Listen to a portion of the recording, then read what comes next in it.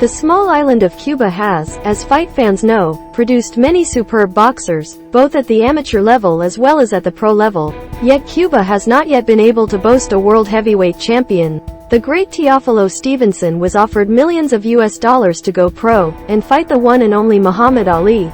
Yet the man who won so much Olympic gold refused to take the US cash. More recently, Jose Nino Ribalta achieved prominence in America, having left Cuba as a youngster, Jose going pro years later. Ribalta never got as far as challenging for a world title, but he did give a young Mike Tyson one heck of a great fight in 1986. Ribalta also faced big names such as Larry Holmes, Bonecrusher Smith, Tim Witherspoon, Michael Dokes and a faded Leon Spinks.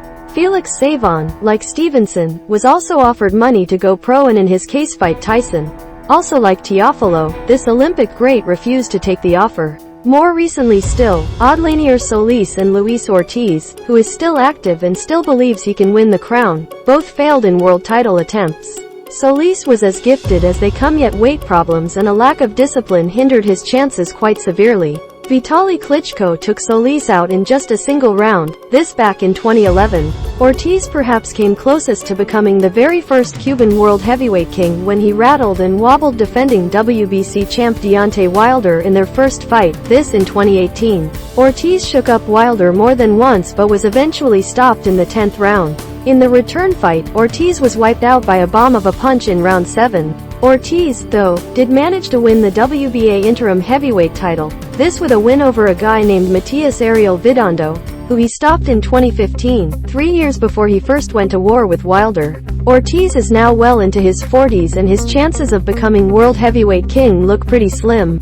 Frank Sanchez might be the Cuban to bring home the crown though. The unbeaten heavyweight contender, who is trained by Eddy Reynoso, is currently 17-0-13, and he is ranked quite highly by the WBO. Sanchez manager, Mike Borao told Sky Sports in an interview yesterday that plenty of heavyweights want no part of Sanchez and are avoiding him. Borao said the aim is to get Sanchez a top 15 guy next and then, hopefully, a shot at the WBO heavyweight title. Would it count, traditionalists, if Sanchez won the WBO belt? Would Sanchez then be recognized as the first ever Cuban world heavyweight champion? Sanchez is certainly a good heavyweight to keep an eye on. The 28-year-old was, like many Cuban fighters, a fine amateur boxer, and since going pro in September of 2017, he has beaten decent fighters like Willie Jake, Bisbal and Joey Dawejko.